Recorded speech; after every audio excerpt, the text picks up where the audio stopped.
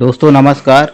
जैसे कि आप सभी ने हमारी पिछली वीडियो में आईआईबीएफ के दो पार्ट्स देखे हुए हैं जो कि 2024 में महत्वपूर्ण क्वेश्चन है। तो आज की यह वीडियो आप सभी के लिए आईआईबीएफ के लेटेस्ट क्वेश्चन पर आधारित पार्ट तीसरा है, जिसमें आप सभी को जो आगे के क्वेश्चन से स्टार्टिंग है वो यहाँ से शुरू होगा। तो पिछले वीडियो में हमने 60 तक के क्वेश्चन बताए थे, तो आज की यह वीडियो 61 से लेके 80 तक के क्वेश्चन है, यानी 20 क्वेश्चन आज की इस वीडियो में बताने वाले हैं। तो आप सभी से एक रिक्वेस्ट है कि अगर आप चैनल में नए हो तो चैनल को सब्सक्राइब कर लीजिएगा। वीडियो देखने के बाद अगर आपको हमारी वीडियो अच्छी लगी तो वीडियो को लाइक जरूर कर दीजिएगा। तो आइए दोस्तों, हम चलते हैं अपने अगले पार्ट की ओर और यहाँ पर देखते हैं कि ये नए क्वेश्चन आने वाले हैं जो कि वो कौन से हैं। तो चलिए हम शुरू करते हैं।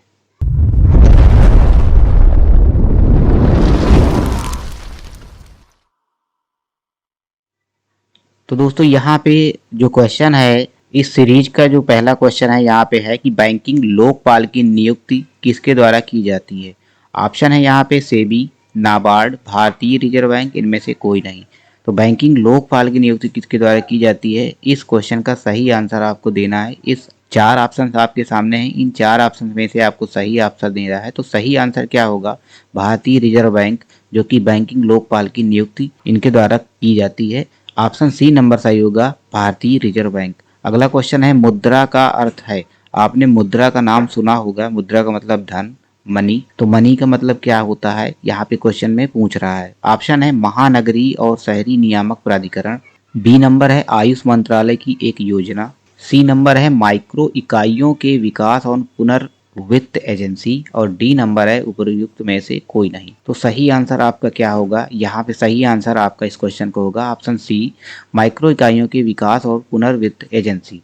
अगला क्वेश्चन है दोस्तों यहाँ पे, एक अनुसूचित बैंक वह है जो इनमें शामिल है। अनुसूचित बैंक का मतलब ऑप्शन है यहाँ पे बैंकिंग विनियमन अधिनियम की अनुसूची सेकंड, संविधान की अनुसूची सेकंड, आरबीआई अधिनियम की द्वितीय अनुसूची, इनमें से कोई भी नहीं।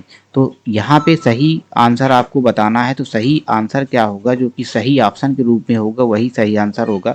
तो यहाँ पे सी नंबर का ऑप्शन आपका सही है, आरबीआई अधिनियम की द्वितीय अनुसूची, यही क्वेश्चन आपका सही होगा। नेक्स्ट क्वेश्चन है दोस्तों 64 नंबर, 1955 में कौन सा बैंक भारतीय स्टेट बैंक बना। तो भारतीय स्टेट बैंक जो 1955 में बनाया गया था सबसे पहले, और भारतीय, इसके पहले मैंने एक क्वेश्चन बताया था कि भारतीय स्टेट बैंक की शुरुआत कब हुई थी। तो भारतीय स्टेट बैंक की शुरुआत 1955 में हुई थी। अब यहाँ पे क्वेश्चन आ गया 1955 में कौन सा बैंक भारतीय स्टेट बैंक बना। तो यहाँ पे ऑप्शन है general bank of India, bank of Hindustan, imperial bank of India, federal bank of India.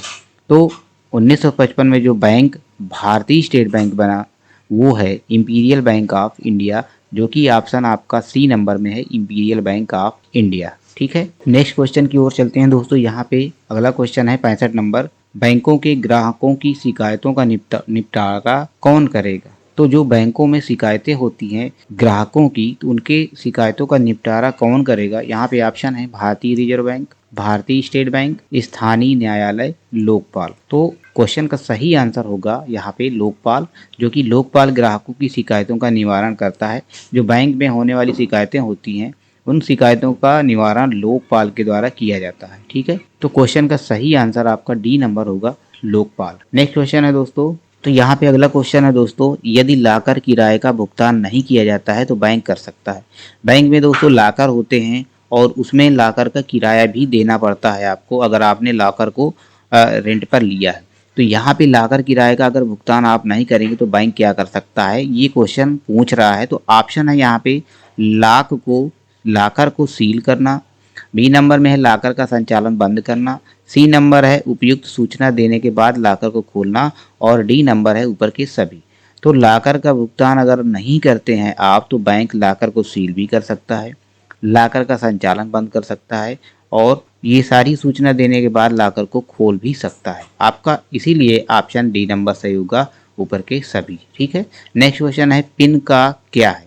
Pin का क्या है का मतलब पिन का क्या मतलब होता है। ठीक है, क्वेश्चन है पिन का क्या अर्थ है। तो इस क्वेश्चन का सही आंसर आपको देना है व्यक्तिगत पहचान संख्या, व्यक्तिगत जानकारी संख्या, और उत्पादक जानकारी संख्या, और उद्देश्यपूर्ण जानकारी संख्या। तो आपने पिन का नाम सुना होगा, जिसका फुल फॉर्म होता है पर्सनल आइडेंटिफिकेशन नंबर। तो जो पर्सनल आइडेंटिफिकेशन नंबर होता है उसी का हिंदी नाम होता है व्यक्तिगत पहचान संख्या। ठीक है, व्यक्तिगत पहचान संख्या पिन का पूर्ण रूप होता है। अब नेक्स्ट क्वेश्चन की ओर चलते हैं दोस्तों। यहाँ पे है अटल पेंशन योजना, जिसको एपीवाई कहते हैं, के तहत विलंबित भुगतान के लिए अतिरिक्त राशि के संबंध में निम्नलिखित में से कौन सही है। तो अटल पेंशन योजना जो कि एपीवाई होती है, अगर उसमें जो भुगतान विलंब हो जाता है तो उसमें क्या होता है, तो 100 रुपये प्रति माह योगदान के लिए 1 रुपये प्रति माह, 101 से 500 प्रति माह के योगदान के लिए 2 रुपये प्रति माह, 501 से 1000 प्रति माह के बीच योगदान के लिए 5 प्रति माह, उपर्युक्त सभी सही। तो एपीवाई के लिए अलग अलग एक चार्ज लेने की जो कि नियमावली होती है, तो वही है यहाँ पे। 100 रुपये अगर आपका होगा प्रति माह देंगे तो 1 रुपये प्रति माह आपका एक्स्ट्रा लगेगा। 101 से 500 के बीच में होगा तो आपको 2 रुपये लगेगा। 501 से 1000 के बीच में होगा तो आपको 5 रुपये लगेगा। इसी तरह करके ये सारे आपका ये बैंक की नियमावली है एपीवाई के अंडर में। ठीक है, तो उपर्युक्त सभी सही है। अगला क्वेश्चन है दोस्तों, यहाँ पे अटल पेंशन योजना एपीवाई के तहत बाहर निकलने और पेंशन शुरू करने की आयु क्या है। तो जो एपीवाई के तहत बाहर निकलने की आयु होती है वो होती है 60 साल, यानी 60 साल बाद आपकी पेंशन मिलने लगेगी एपीवाई के तहत। ठीक है, तो अटल पेंशन योजना के लिए 60 साल, यही आंसर आपका सही होगा, बी नंबर। दोस्तों आप सभी से रिक्वेस्ट है कि अगर आप हमारे इस चैनल में नए हो तो चैनल को सब्सक्राइब कर लीजिएगा। आप सभी के लिए बहुत इंपॉर्टेंट क्वेश्चन आपको इस चैनल में मिलने वाले हैं। एक चीज़ और आप सभी से रिक्वेस्ट है कि आप हमारा नया चैनल है आईआईसीटी टेक सपोर्ट, जिसमें आप सभी के लिए कुछ नया हम लेकर आने वाले हैं। बहुत ही उसमें शुरुआत हो गई है, चैनल बन चुका है, चैनल चालू है। तो आप सभी आईआईसीटी टेक सपोर्ट के चैनल को सब्सक्राइब भी कर लें। आप सभी ने बहुत सपोर्ट किया है इस चैनल में, उसी तरह आपका सपोर्ट उसमें भी है। इसी तरह हम आप सभी के लिए मेहनत करते रहेंगे। आपका सपोर्ट भी हमारे लिए बहुत ही अपेक्षित है। तो चलते हैं दोस्तों हम अगले क्वेश्चन पर। 70 नंबर का क्वेश्चन है, अटल पेंशन योजना का एक प्रकार। तो दोस्तों अटल पेंशन योजना किस प्रकार की है ये पूछ रहा है। ऑप्शन है गारंटीड पेंशन योजना, बी नंबर है स्वयं निवेशित व्यक्तिगत पेंशन, और सी नंबर है अतिरिक्त स्वैच्छिक योगदान योजना, डी नंबर है ऊपर के सभी। तो अटल पेंशन योजना किस प्रकार की है पूछ रहा है। तो अटल पेंशन एक प्रकार की गारंटीड पेंशन योजना है। ऑप्शन ए नंबर आपका सही है, गारंटीड पेंशन योजना। ठीक है, अब दोस्तों अगला क्वेश्चन है यहाँ पे, पीपीएफ का मतलब है। आपने पीपीएफ का नाम सुना होगा कभी। तो पीपीएफ का मतलब क्या है, पेंशन योजना कोष, पेंशन की सुविधा रखने वाला व्यक्ति, सामान्य भविष्य निधि, स्थायी चिकित्सक मंच। तो पीपीएफ का फुल फॉर्म होता है सामान्य भविष्य निधि, हिंदी में जो कि होता है सामान्य भविष्य निधि। ठीक है, अब अगला क्वेश्चन है दोस्तों, भारत में किस बैंक की अधिकतम शाखाएं हैं, यानी भारत में कौन सी बैंक अधिक है ये पूछ रहा है, उसकी शाखाएं अधिक हैं। तो यहाँ पे है भारतीय रिजर्व बैंक, भारतीय स्टेट बैंक और Punjab national bank, bank of Baroda. तो सबसे ज़्यादा भारत में जो शाखाएं चल रही हैं वो भारतीय स्टेट बैंक की चल रही हैं। ऑप्शन बी नंबर आपका सही होगा, भारतीय स्टेट बैंक। नेक्स्ट क्वेश्चन है दोस्तों, दीनदयाल अंत्योदय योजना NRLM के बारे में निम्नलिखित कथनों पर विचार करें। ये दीनदयाल से संबंधित क्वेश्चन है, दीनदयाल योजना से। पहला नंबर है, इसका उद्देश्य ग्रामीण गरीबों के कुशल और प्रभावी संस्थागत मंच बनाना है, जिससे उन्हें स्थायी आजीविका संवर्धन के माध्यम से घरेलू आय में वृद्धि करने में मदद मिल सके और वित्तीय सेवाओं में सुधार हो सके। नंबर 2 है, इस योजना में विश्व बैंक से निवेश की सहायता ली जाती है। तो ऑप्शन इस क्वेश्चन का जो सही है, कह रहा है उपरोक्त में से कौन सा कथन सही है। तो ऑप्शन केवल 1, केवल 2, दोनों 1 और 2। तो इसमें सही आंसर जो होगा आपका सी नंबर होगा। ये दोनों योजनाएं जो दीनदयाल की है दोनों के लिए है, 1 और 2 में। तो सी नंबर आपका सही है, दोनों 1 और 2। नेक्स्ट क्वेश्चन है दोस्तों, 5 लाख का ऋण किस श्रेणी के अंतर्गत आता है। मैंने क्वेश्चन बताया था इसके पहले। तरुण, किशोर और शिशु 3 योजनाएं हैं जिसके तहत मुद्रा लोन आपको मिलेगा। तो 5 लाख का जो ऋण मिलता है वो किशोर श्रेणी के अंतर्गत दिया जाता है, 5 लाख का ऋण। ठीक है, अब अगला क्वेश्चन है दोस्तों, एटीएम का मतलब है।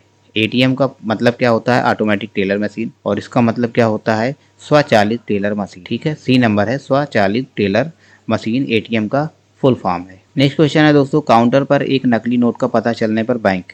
तो काउंटर पर अगर नकली नोट का पता चल जाएगा तो बैंक क्या करेगा, ग्राहक को नोट लौटाएगा, एक वास्तविक नोट के साथ विनिमय करेगा कि खाते में जमा करेगा, नोट को जारी कर और रसीद जारी कर। तो अगर काउंटर पर नकली नोट का पता चलने पर क्या होगा, खाते में वो पैसा जमा कर देगा और बैंक में लेकर उसको वापस कर देगा। नेक्स्ट क्वेश्चन है दोस्तों, एपीवाई के लिए आयकर अधिनियम की कौन सी यहाँ पे धारा है, ये पूछ रहा है कि तहत दावा किया जा सकता है। तो धारा यहाँ पे 80C है, 80CCD है और 80CCD1B है, इनमें से कोई नहीं। तो आयकर अधिनियम की धारा 80CCD जो होगी उसी के लिए दावा किया जा सकता है। आपने इनकम टैक्स भरा होगा, ITR रिटर्न में आपने देखा होगा 80C 80CCD ये चीज़ें आपको मेंशन है। तो आपका जो सही आंसर होगा ये C नंबर होगा 80CCD1B। नेक्स्ट क्वेश्चन है दोस्तों, रुपए डेबिट कार्ड का विशेष लाभ क्या है। आपने बैंकों में डेबिट कार्ड देखा होगा, डेबिट कार्ड जो रुपए का मिलता है, मास्टर, वीज़ा, ये कई सारे डेबिट कार्ड आपको मिलते हैं, लेकिन रुपए डेबिट कार्ड का जो विशेष लाभ है वो क्या होता है। ऑप्शन है, यह रुपए 1 लाख तक का आकस्मिक बीमा कवर प्रदान करता है, यह एक ATM कार्ड है, यह डेबिट और क्रेडिट कार्ड है, यह KCC के लिए स्थानापन्न। तो जो रुपए डेबिट कार्ड होता है वो 1 लाख रुपए तक का आकस्मिक बीमा कवर भी साथ में देता है, ठीक है, लेकिन जानकारी ज्यादातर किसी को नहीं होती है। तो ऑप्शन आपका 78 नंबर का A नंबर सही होगा, ठीक है। नेक्स्ट क्वेश्चन है, भारतमाला के बारे में निम्नलिखित कथनों पर विचार करें। नंबर 1 है, यह एक छाता कार्यक्रम है जो राष्ट्रीय राजमार्ग विकास कार्यक्रम जिसको HDP के अधूरे हिस्से को पूरा करेगा। 2 नंबर है, यह सीमा और अंतर्राष्ट्रीय संपर्क सड़कों, तटीय और बंदरगाह संपर्क सड़कों, राष्ट्रीय गलियारों की दक्षता में सुधार, आर्थिक गलियारों के विकास और अन्य जैसी नई पहलों पर भी ध्यान केंद्रित करता है। उपर्युक्त में से कौन सा कथन सही है। तो देखिए ये भी क्वेश्चन का जो कथन है ये दोनों आपको सही है। यहाँ पे C नंबर रहेगा, दोनों 1 और 2। इसके पहले का भी क्वेश्चन था उसमें भी दोनों 1 और 2, ये भी सही है। दीनदयाल वाला भी, इसी तरह भारतमाला।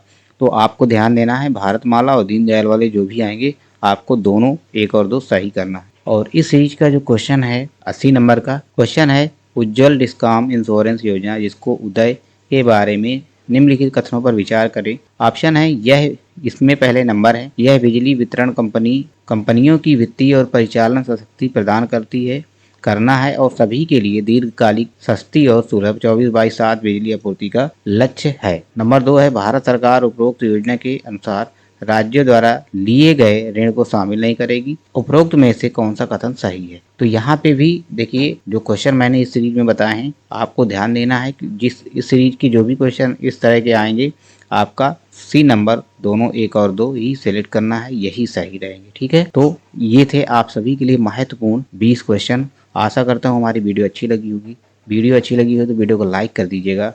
हमारे चैनल में नए हो तो चैनल को सब्सक्राइब करना बिल्कुल भी ना भूलें। और दोस्तों आप सभी से एक रिक्वेस्ट है कि हमारे IICT टेक सपोर्ट जो नया चैनल है उसको सब्सक्राइब करना बिल्कुल भी ना भूलें। एक चीज़ और है कि PDF लेने वाले जो भी भाई बंधु हैं, जो भी हमारे लिंक से PDF लेते हैं, तो PDF में जो चीज़ें हैं, हिंदी के क्वेश्चन मिलेंगे आपको, इंग्लिश के भी मिलेंगे, अंग्रेजी के उसमें 100 क्वेश्चन हैं जो कि हिंदी और अंग्रेजी दोनों के हैं और बाकी क्वेश्चन हिंदी में मिलेंगे। तो आप सभी इस चीज़ का विशेष ध्यान दें कि PDF लेने से पहले आप समझ लें, क्योंकि बाद में हमारे पास मैसेज आता है कि सर PDF में ये चीज़ें नहीं है। जानकारी आप पहले से ये सब चीज़ें कर लीजिए, बाद में ही आप PDF लीजिए। अगर आपको ज़रूरत समझ में आए तो लीजिए, नहीं तो आप मत लीजिए। यही आपसे रिक्वेस्ट है, क्योंकि आपका भी पैसा बर्बाद जाएगा। आपके यूज में अगर आ रहा है तो ठीक है, नहीं आ रहा तो फिर आप ये सब चीज़ें पहले ही देख लीजिएगा कि PDF में 100 क्वेश्चन हिंदी और अंग्रेजी के मिलेंगे और जो 200 क्वेश्चन रहेंगे वो हिंदी के हैं। तो कुल मिला के 300 क्वेश्चन की PDF आप सभी को दी जा रही है, जो कि बार बार एग्जाम में आ रहे हैं। बहुत ही इंपॉर्टेंट क्वेश्चन है, हम कहीं से कॉपी करके नहीं ला रहे हैं। जो भी क्वेश्चन आ रहे हैं हमारे एग्जाम में जो होते हैं वही क्वेश्चन हम आपको दे रहे हैं। तो यही था आप सभी के लिए अपडेट्स। मिलते हैं हम अगले वीडियो में, तब तक के लिए नमस्कार, जय हिंद।